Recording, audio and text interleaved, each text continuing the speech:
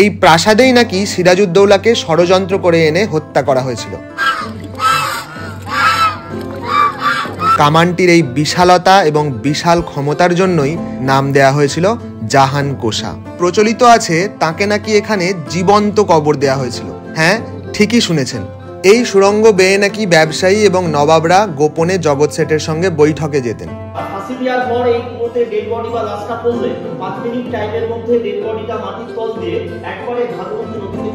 এত সুন্দর একটি প্রাসাদ এবং সামনে এত বড় পুকুর, বিষয়টা কি সুন্দর, তাই না?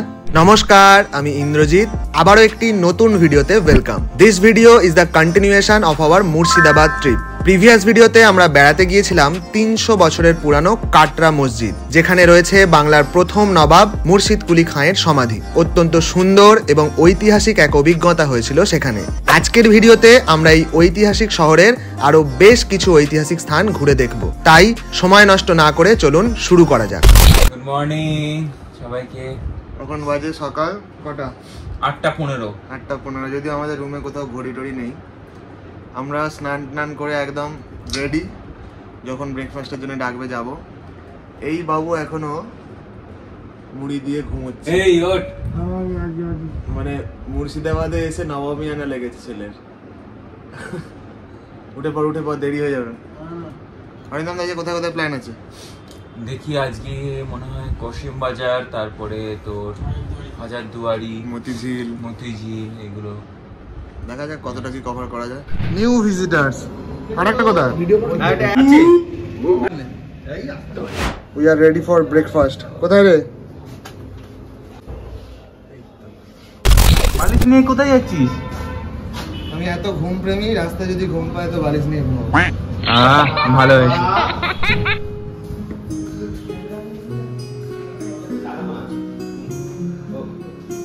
You guys have started?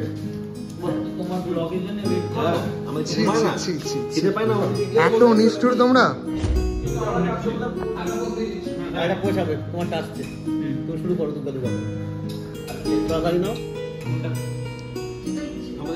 Breakfast সেরে নিয়ে আমরা সকলে বেরিয়ে পড়লাম আজকের আউটিং এর উদ্দেশ্যে। এই যে আমরা এই রোলস রয়েসটাই বুক করেছি, যাতে করে আজ আমরা সারাদিন ঘুরে বেড়াবো। বেড়ানোর প্ল্যান আমরা ছেড়ে দিয়েছি আমাদের ড্রাইভার বাবুর ওপরে। উনি যেখানে যেখানে নিয়ে যাবেন আমরা সেখানে সেখানেই যাব।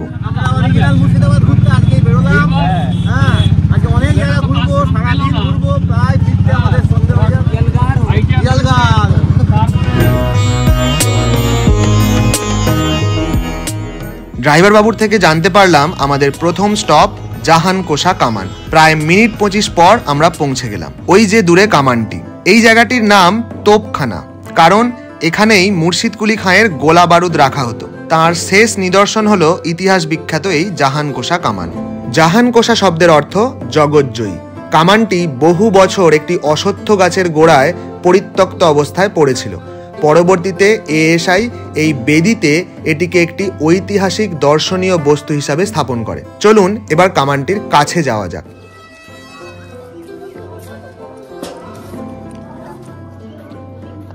Look at the size. দৈর্ঘ্যে 17 ফুট 6 ইঞ্চি এবং পরিধিতে 3 ফুট। এটির ওজন 7 টনেরও বেশি। একবার ফায়ার করতে নাকি প্রায় 17 কেজি বারুদ লাগতো। কামানটির এই বিশালতা এবং বিশাল ক্ষমতার জন্যই নাম দেওয়া হয়েছিল জাহান কোষা। এই কামান কোনো যুদ্ধে ব্যবহৃত হয়েছিল কিনা তার কোনো তথ্য প্রমাণ নেই। আসলে নবাব এটি নিজের ক্ষমতা প্রদর্শন এবং বিপরীত পক্ষকে ভয় দেখানোর উদ্দেশ্যেই তৈরি করিয়েছিলেন। প্রায় 400 বছর আগে 1637 খ্রিস্টাব্দে জনার্দন কর্মকার কামানটি নির্মাণ করেছিলেন ঢাকায়। এই কামানের আরো একটি বৈশিষ্ট্য হলো এটি অষ্টধাতু দিয়ে তৈরি, যা কামানটিকে জং ধরা এবং বাইরের দিকটি অধিক উত্তপ্ত হওয়া থেকে বিরত রাখে। যত প্রখর রোদ্রই হোক না কেন গরম হচ্ছে না? বডি গরম হবে। হ্যাঁ, আমি হাত দিয়ে দেখলাম গরম হয়নি। এইটা গরম হবে, কিন্তু তার তুলনায় বালাগুলো অনেক গরম এবং এমনই প্রযুক্তি দিয়ে তৈরি। মানে তখনকার সময় তো ওই বারদ গুলো ভরা হতো, সিলিয়ে ঢুকানো হতো, যাতে তার ভিতরে বাইরের মানে উত্তপ্ত বাতাসটা বায়ুটা জানেন প্রবেশ না। আমি এসেই হাত দিলাম, আমার অতটা গরম লাগেনি,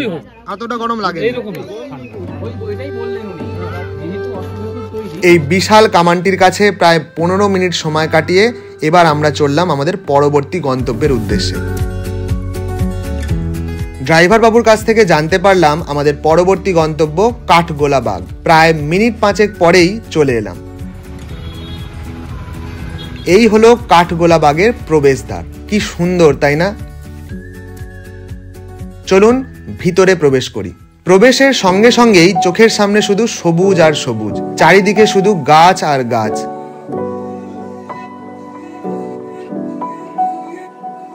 আর এই হলো প্রবেশদ্বারটি, কত সুন্দর কারুকার্য করা।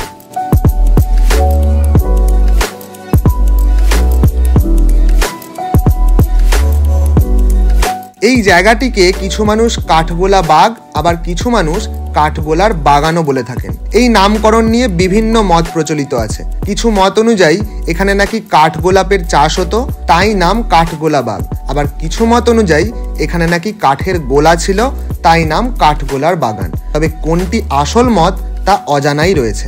তবে নিঃসন্দেহে এটি বিরাট বড় একটি বাগান, যা প্রতিষ্ঠা করেছিলেন সেই সময়ের এক জৈন ব্যবসায়ী লক্ষ্মীপদ সিং দুগর।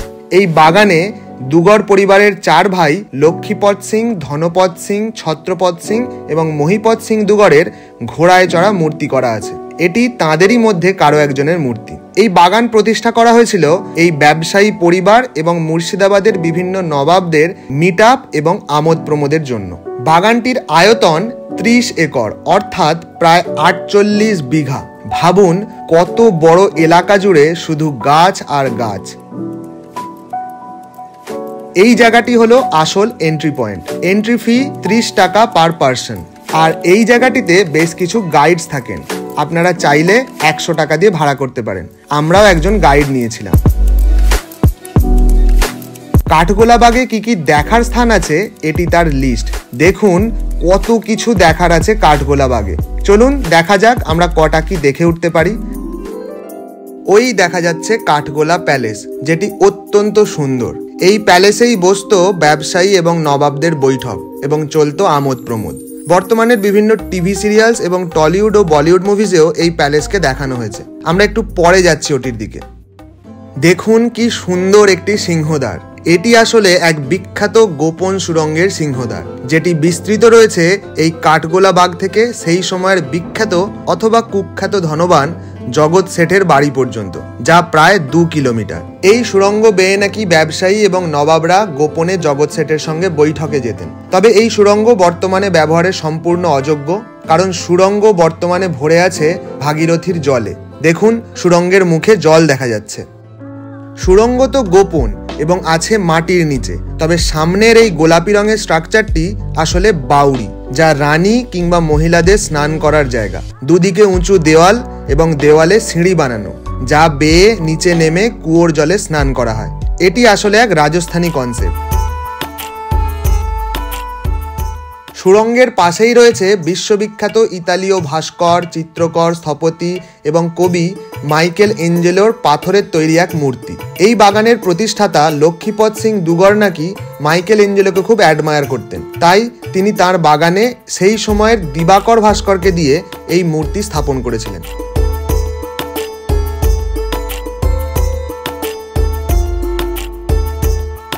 এটি হচ্ছে সুড়ঙ্গের সিংহদ্বারের অপোজিট দিক।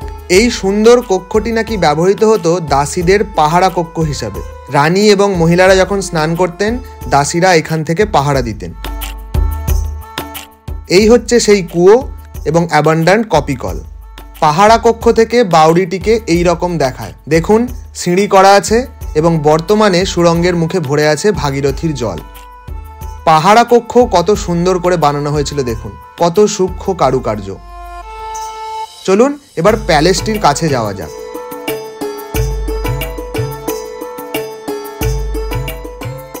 এই যে সাদা রঙের গম্বুজ দেওয়া ছোট কক্ষটি, এটিও আসলে এক পাহারা কক্ষ, যেখান থেকে প্রহরীরা এই প্যালেস এবং প্যালেসের পুকুরের মাছেদের পাহারা দিতেন। 4 কোণে 4টি এইরকম পাহারা কক্ষ রয়েছে। ভিডিওতে এই প্যালেসের কেবলমাত্র বাইরের সৌন্দর্যই দেখানো সম্ভব, কারণ প্যালেসের ভিতরে ফটো এবং ভিডিওগ্রাফিস আর স্ট্রিক্টলি প্রহিবিটেড। কিছু জিনিস চাক্ষুষ অভিজ্ঞতা করাই উচিত। সবকিছুর ছবি এবং ভিডিও করলে হয়তো চার্মটাই নষ্ট হয়ে যায়। প্যালেসের ভিতরে নর্মালি যা যা থাকে তাই রয়েছে, রয়্যাল খাট বিছানা, ডাইনিং, সেই সময়ের বিভিন্ন ছবি, এই সবই। অবশ্যই সেগুলোতে ইতিহাসের গন্ধ লেগে আছে।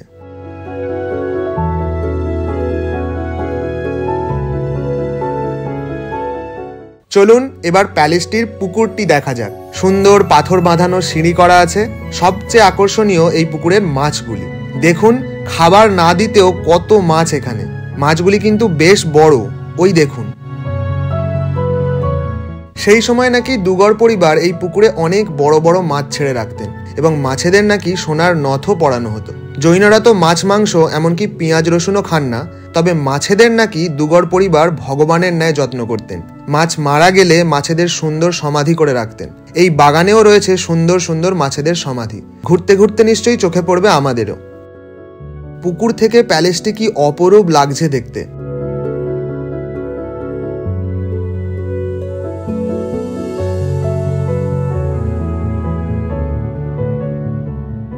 এই দেখুন মাছেদের সমাধি, কি সুন্দর তাই না? চলুন এবার একটু অন্যদিকে যাওয়া যাক। রাস্তার পাশেই কি সুন্দর একটি মন্দির। এটি শ্বেত ভৈরব অথবা রুদ্র ভৈরব ভগবানের মন্দির। আমরা ভিতরে প্রবেশ করিনি, বাইরে থেকেই দর্শন এবং প্রণাম করে এগিয়ে গেলাম। এই গাছটি নাকি শ্বেত চাঁপার গাছ। দেখুন কত মোটা কাণ্ড। এত মোটা ফুলের গাছ আমি এই প্রথম দেখলাম। চলুন এবার যাওয়া যাক এই বাগানের অন্যতম আকর্ষণীয় আদিনাথ ভগবানের মন্দিরের দিকে। ওই যে দেখা যাচ্ছে, দূর থেকেই কি সুন্দর লাগছে। মন্দিরের সামনেই রয়েছে একটি জলাশয়। বলা হয় আগে নাকি এখানে বোটিং করা হতো, যদিও বর্তমানে বোটিং হয় না। তবে আগের পুকুরটির মতো এখানেও প্রচুর বড় বড় মাছ ছাড়া রয়েছে, কিন্তু এখানে রঙিন মাছ দেখতে পেলাম না।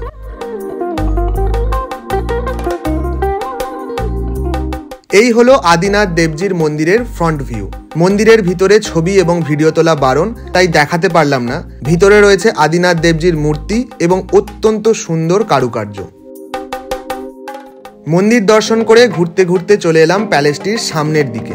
এত সুন্দর একটি প্রাসাদ এবং সামনে এত বড় পুকুর, বিষয়টা কি সুন্দর তাই না? সুন্দর এক্সপিরিয়েন্স, প্রচুর বড় জায়গা, কত কি আছে, অনেক প্রচুর আছে, বিল্ডিংস, প্রপার্টি, পুকুর, মাছ, ন্যাচারাল বিউটি, খুব সুন্দর। এই কাঠগোলাবাগের ওনারশিপ এখনো রয়েছে দুগড় পরিবারের কাছেই, যার বর্তমান প্রজন্ম থাকেন কলকাতার ভবানীপুরের এলগিন রোড এলাকায়, যারা প্রায়শই এখানে আসেন এবং দেখাশোনা করে যান। এটি হলো পুকুরের এই প্রান্তের ঘাট। দেখুন এখানে কারা ভিড় করে আছে। মানুষজন খেতে দেয় আর এরা ভিড় করে চিৎকার করে। খাবার চাইছে।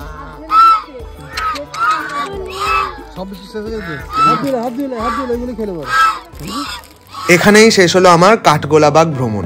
তবে আমি বেশ কিছু স্থান মিস করেছি, যেমন একটি নাচমহল, যেখানে নবাবদের মনোরঞ্জনের জন্য নর্তকীদের নৃত্য প্রদর্শন হতো। এই সেই প্রাঙ্গণটি, যা নাকি পুরোটাই বেলজিয়াম কাঁচের গ্লোব দিয়ে ঢাকা ছিল, যদিও তার কোনো পুরানো ছবি পাওয়া যায়নি। একটি ছোট চিড়িয়াখানাও আছে এখানে, যদিও আমি তা আপনাদের দেখাতে পারলাম না, কারণ আমার যাওয়া হয়নি সেখানে। আপনারা আসলে কিন্তু অবশ্যই দেখবেন। কাঠগোলাবাগ থেকে এবার আমাদের পরবর্তী গন্তব্য জগৎ শেঠের বাড়ি। খুবই অল্প সময়ে পৌঁছেও গেলাম। জগৎ শেঠ, যদিও তার প্রকৃত নাম ফতে চাঁদ, যিনি ছিলেন তৎকালীন সময়ের অত্যন্ত ধনী একজন ব্যক্তি। তিনি এতটাই ধনবান ছিলেন যে বাংলার নবাবদের তো বটেই, ইস্ট ইন্ডিয়া কোম্পানিকেও নাকি অর্থ ধার দিতেন। ভাবুন কতটা ধনবান ছিলেন তিনি। তাঁর এই প্রতিপত্তির জন্যই তাঁকে জগৎ শেঠ উপাধি দেওয়া হয়েছিল, যার অর্থ বিশ্বের ব্যাংকার। তাঁর বাড়ি দেখলেই তাঁর প্রতিপত্তির আন্দাজ করা যায়, যদিও আনফরচুনেটলি আমি এই বাড়ির ভিতরে ঢুকিনি। আসলে আমাদের ড্রাইভার বাবু বলছিলেন এটি নাকি সেই পুরানো বাড়িটি নয়, রিক্রিয়েটেড অ্যান্ড রেনোভেটেড। এর ভিতরে কি আছে দেখার মতো? ওই একই কিছু নেই, নতুন বিল্ডিং টোটালটাই নতুন।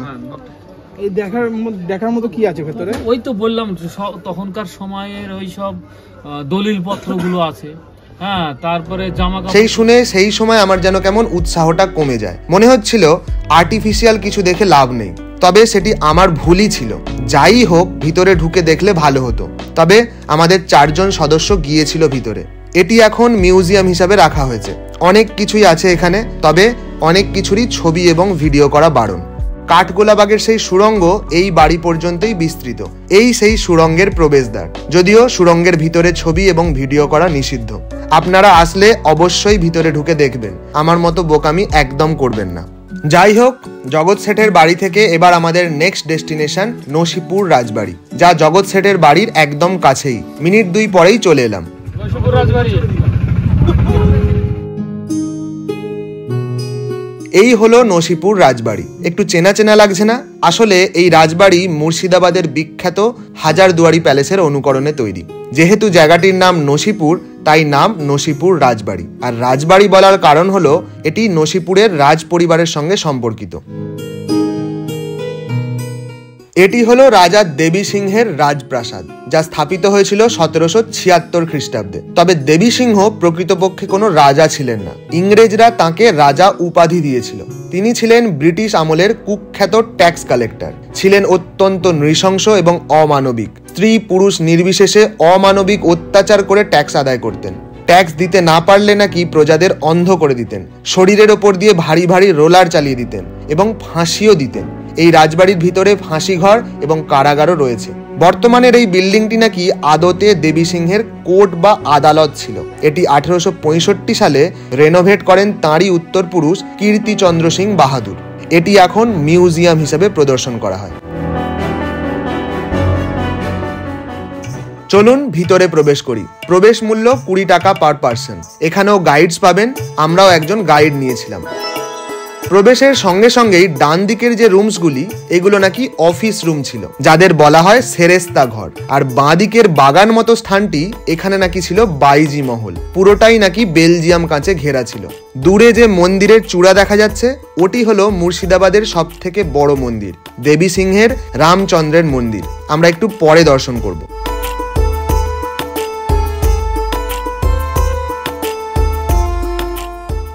এটি হলো নাট মন্দির। বর্তমানে এখানে যাত্রা গান এবং শ্রাবণ মাসে ঝুলন উৎসব হয়। তবে দেবী সিংহের আমলে নাকি এখানে দরবার বসতো, অর্থাৎ বিচার সভা হতো। কি সুন্দর দেখতে, তাই না?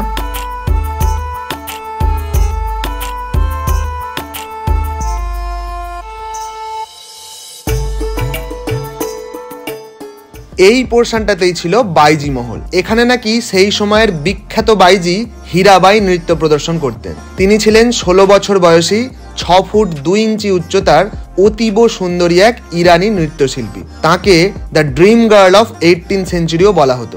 তিনি নাকি সেই যুগে প্রতি ঘন্টায় 5000 স্বর্ণমুদ্রার বিনিময়ে নৃত্য প্রদর্শন করতেন। এই হলো সেই রামচন্দ্রের মন্দিরের ফ্রন্ট ভিউ। ওই যে টিনের গেটটি, ওটি হলো সেই সময়ের কারাগারের গেট। এই দরবারে বিচার হতো এবং ওই কারাগারে বন্দি করা হতো এবং ওই কারাগার থেকে নিয়ে যাওয়া হতো ফাঁসি ঘরে।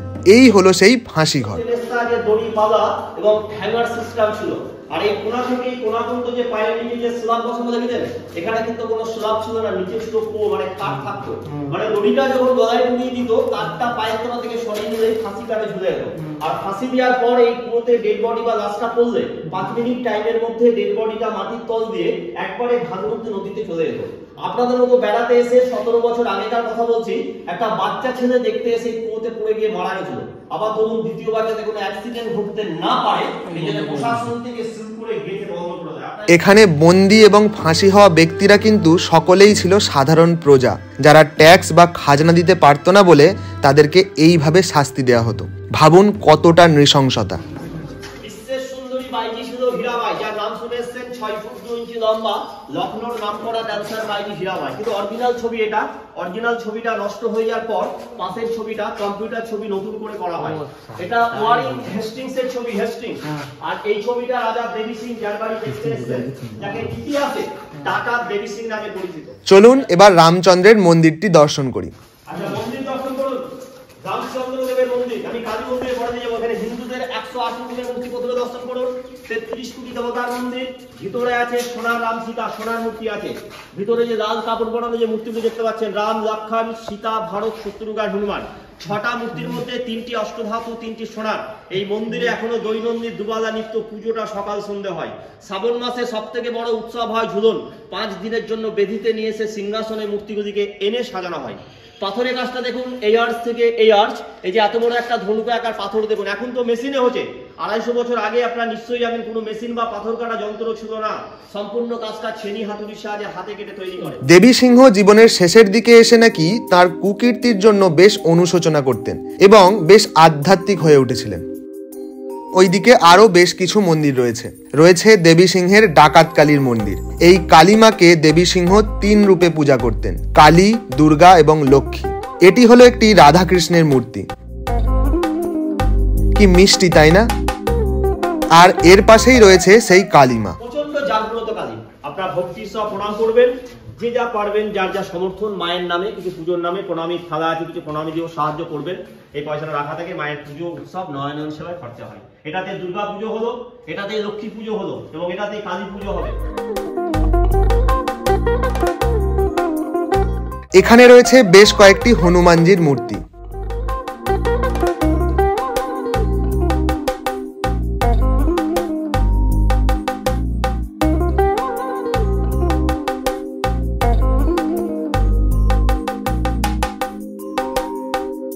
এই যে ছোট ছোট কক্ষগুলি, এতে রয়েছে নারায়ণ দেবের এক একটি অবতারের মূর্তি।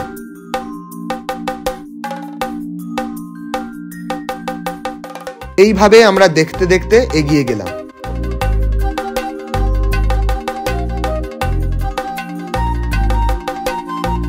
ঘুরতে ঘুরতে আবার সেই নাট মন্দিরেই পৌঁছে গেলাম। এটি নসিপুর রাজবাড়ির মিউজিয়ামের একটি রুম, একদমই পুরানো, রয়েছে অসংখ্য পুরানো কিছু নথিপত্র। এবার সিঁড়ি বেয়ে আমরা উঠে পড়লাম মিউজিয়ামে যা যা থাকার তাই রয়েছে, পুরানো ঐতিহাসিক সমস্ত জিনিসপত্র। দেখতে বেশ ভালোই লাগবে, কিন্তু এখানে ফটো এবং ভিডিও তোলা বারণ, তাই আপনাদের আমি তা দেখাতে পারলাম না। আপনারা আসলে অবশ্যই ঘুরে দেখবেন। নসিপুর রাজবাড়িতে প্রায় মিনিট 40 সময় কাটিয়ে এবার আমরা বেরিয়ে পড়লাম। মিনিট 2 যাওয়ার পরেই রাস্তায় পড়লো এক বড় গেটের ধ্বংসাবশেষ, যাকে বলা হয় নেমখারাম দেউড়ি। নেমখারাম মানে তো আমরা জানি বিশ্বাসঘাতক, আর দেউড়ি শব্দের অর্থ দরজা, অর্থাৎ বিশ্বাসঘাতকের দরজা। এটি আসলে মীর জাফরের প্রাসাদের মেন গেট, যদিও প্রাসাদ বর্তমানে আর নেই, রয়ে গেছে তার মেন গেটের ধ্বংসাবশেষ। মীর জাফর সম্বন্ধে তো আমরা সকলেই জানি, এই প্রাসাদেই নাকি সিরাজউদ্দৌলাকে ষড়যন্ত্র করে এনে হত্যা করা হয়েছিল, তাই এই দরজাকে বলা হয় নেমখারাম দেউড়ি। আমাদের ড্রাইভার বাবু বললেন এর ভিতরে দেখার তেমন কিছুই নেই, তাই আমরা আর গাড়ি থেকেও নামিনি, বাইরে থেকেই এইভাবে দেখে চলে গেলাম। প্রবেশ নিষেধ কিছু নাই ভিতরে, শুধু গেটটাই পড়ে আছে।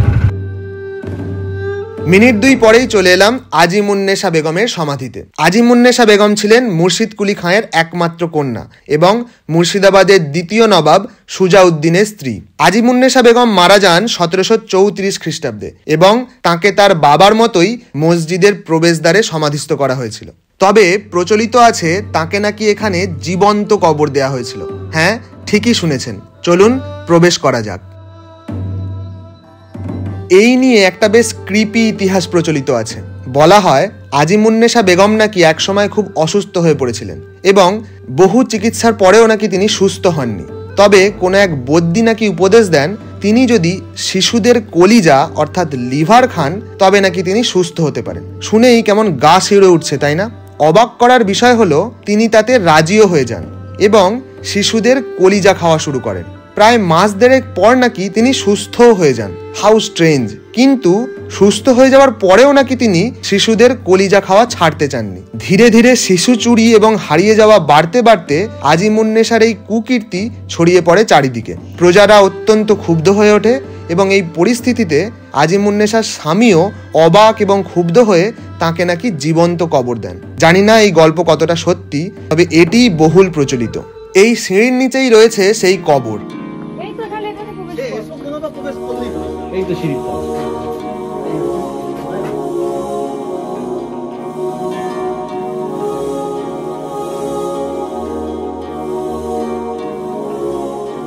আর এখন আমরা দাঁড়িয়ে আছি কবরটির ঠিক উপরেই।